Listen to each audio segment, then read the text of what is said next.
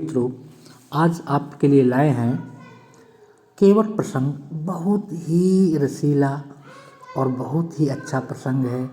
भगवान राम और केवट का संवाद। केवट भगवान को समझ लेता है और भगवान तो त्रिलोकीनाथ हैं, वो तो समझते ही हैं।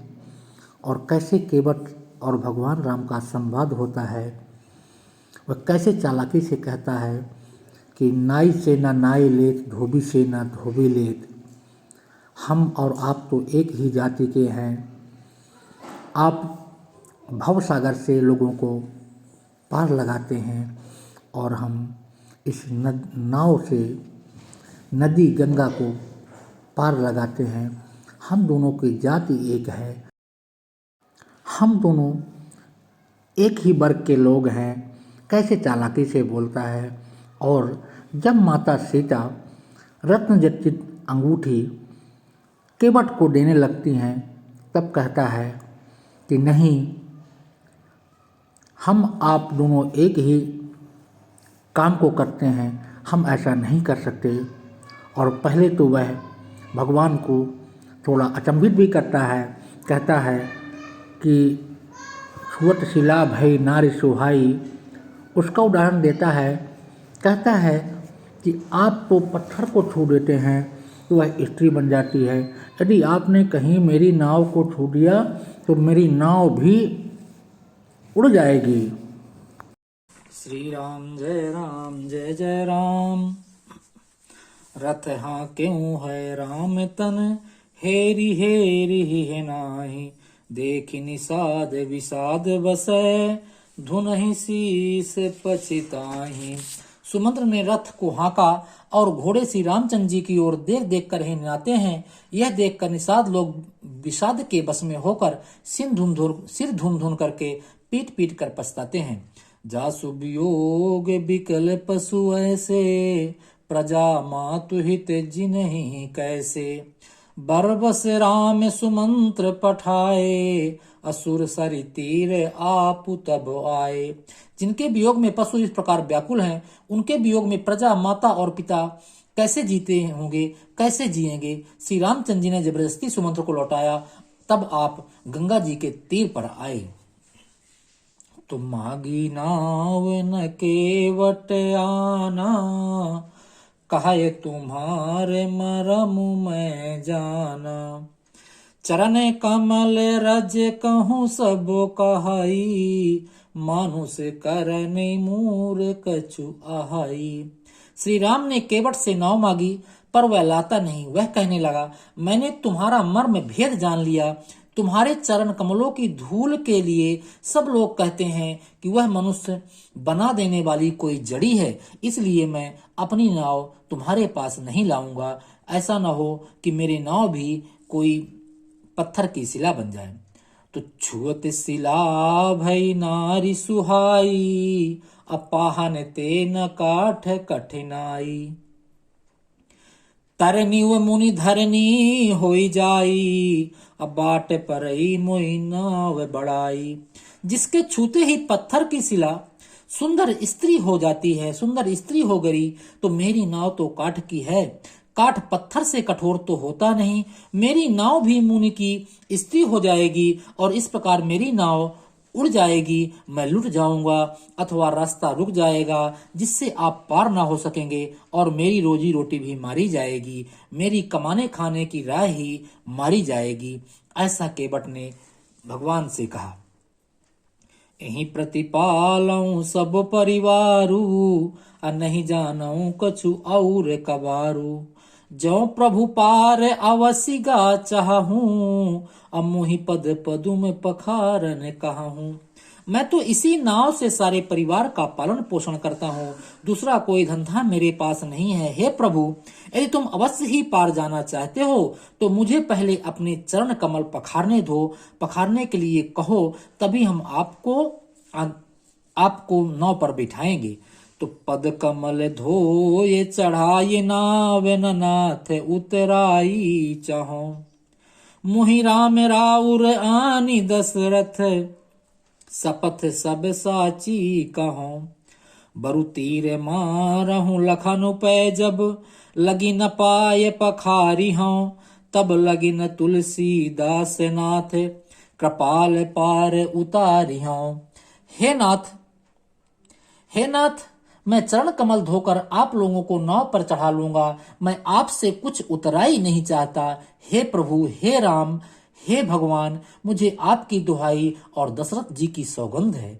मैं सब सच सच कहता हूँ। लक्ष्मण भले ही मुझे बाण मार दें, तीर मारें, पर जब तक मैं पैरों को पखार ना लूंगा तब तक हे तुलसीदास के नाथ, हे कृपालु, मैं पार नहीं उतारूंगा।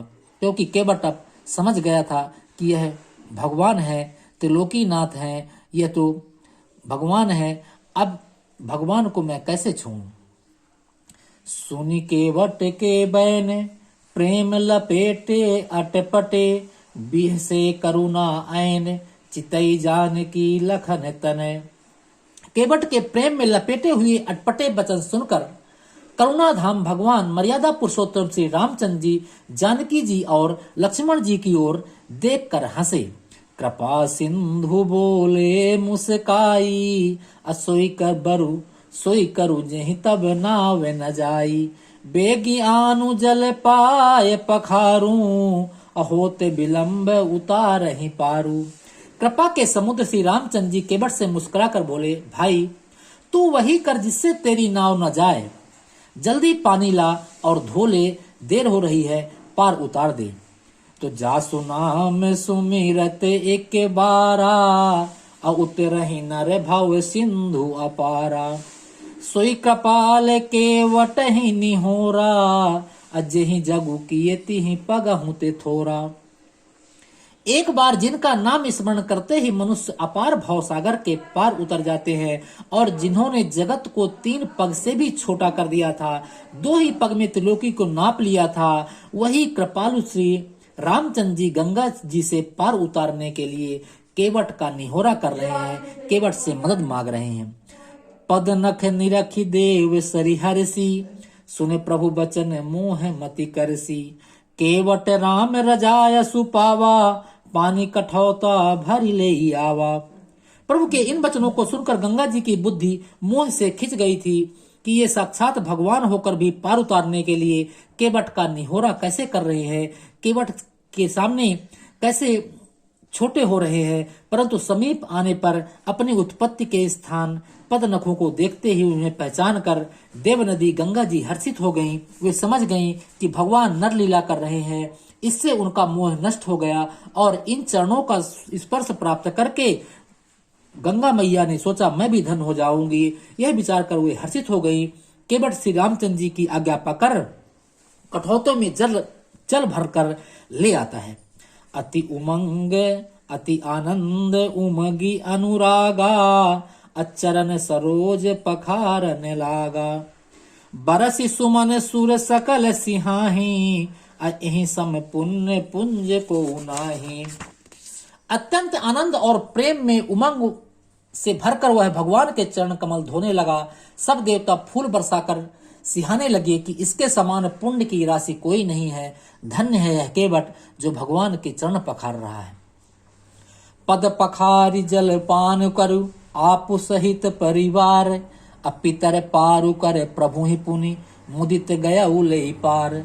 चरणों को धोकर और सारे परिवार सहित स्वयं उस जल में चरणोदक को पी करके, चरणामृत को पी करके पहले उस महान पुण्य के द्वारा अपने पितरों को भव सागर से पार करके फिर आनंद पूर्वक प्रभु श्री रामचंद्र जी को गंगा के पार ले जाता है।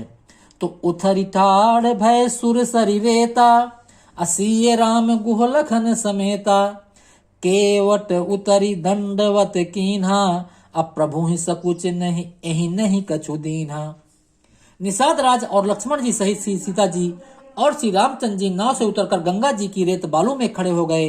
तब केवट ने उतरकर दंडवत की। उनको दंडवत करते देखकर प्रभु को संकोच हुआ कि इसको कुछ दिया नहीं। पिय ही की सिय जान निहारी, मनि मुदरी मन मुदित उतारी, कहूँ कृपाल ले ही उतराई, केवट चरण गहे अकुलाई।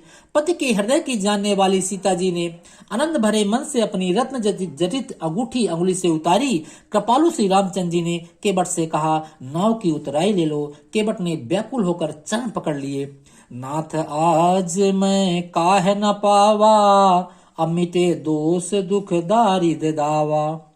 बहुत काल मैं कीन है मजूरी, आजु दीन है विधि बन भले भूरी। उसने कहा, केवट ने कहा, हे नाथ, आज मैंने क्या नहीं पाया। मेरे दोष दुख और दरिद्रता की आज बुझ गई है। मैंने बहुत समय तक मजदूरी की, अब विधाता ने आज बहुत अच्छी भरपूर मजदूरी दे दी है। अब मुझे कुछ नहीं चाहिए। अब कछु नाथ न चाहिए मोरे, दीन दयाल अनुग्रह तोरे। फिरती बार मुहि जो देवा, सो प्रसाद मैं सिर धरि लेवा। हे नाथ, हे दीन दयाल, आपकी कृपा से अब मुझे कुछ नहीं चाहिए। लौटती बार आप मुझे जो कुछ देंगे वह प्रसाद मैं सिर चढ़ाकर लूंगा। बहुत कीन है प्रभु लखन सिए, नहीं कछु केवट लेई। अब विदा कीन है करुणायतन, भगत बिमल बरु देई। तो प्रभु श्री राम जी, लक्ष्मण जी और सीता जी ने बहुत आग्रह किया, बहुत यत्न किया, पर केवट कुछ नहीं लेगा, कुछ नहीं माना। तब करुणा के धाम भगवान श्री रामचंद्र जी ने निर्मल भक्ति का वरदान देकर उसे विदा किया। तब मज्जन करु रघुकुल नाथा, पूज पार्थिव नायहु माथा।